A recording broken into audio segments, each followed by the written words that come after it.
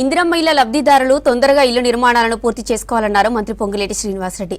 సూర్యాపేట జిల్లా మోతే మండలం విబులాపురం గ్రామంలో ఇందిరమ్మ ఇళ్ల నిర్మాణాలను కోదాడ ఎమ్మెల్యే ఉత్తమ్ పద్మావతి, కలెక్టర్ తేజస్ నందలాల్ పవర్తో కలిసి మంత్రి పరిశీలించారు. కొత్తగా నిర్మాణం చేసుకుంటున్న లబ్ధిదారులకు నూతన పట్టువస్త్రాలు అందజేశారు. గ్రామ వీధుల్లో పర్యటిస్తూ ప్రజలను ఆప్యాయంగా పలకరించారు మంత్రి పొంగులేటి శ్రీనివాసరెడ్డి.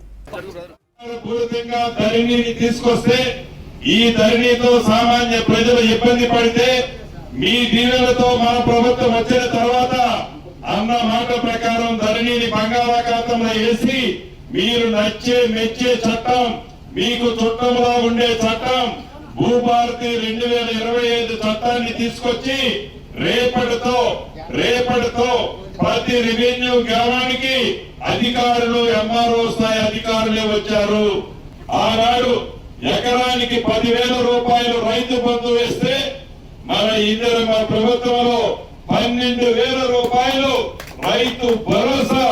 ప్రతి ఎకరాకి ఎన్ని ఎకరాలున్నా పండించే రైతుకి పూర్తిగా రాబోయే 4-5 రోజుల్లోనే మీ ఖాతాలోకి జమ అవుతాయని కూడా ఈ వేదిక ద్వారా మీకు తెలియజేస్తూ, గత ప్రభుత్వం ఏవైతే మంచి సంక్షేమ కార్యక్రమాలు చేసిందో, అప్పులు భారం మన మీద ఉన్న ఆ సంక్షేమ కార్యక్రమాలన్నీ చేస్తూ ఎన్నికల ముందు పద్మక, ఉత్తమన్న, నేను, మిగతా మంత్రులు, ముఖ్యమంత్రి గారు చెప్పినట్టు అనేక వాగ్దానాలు చేశాం.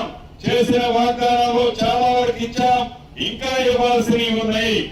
తప్పకుండా అవి కూడా ఇచ్చి తీరుతాం. రాష్ట్ర ఆర్థిక పరిస్థితి ఇప్పుడిప్పుడే బాగుపడుతుంది, గాడిలో పడ్డది.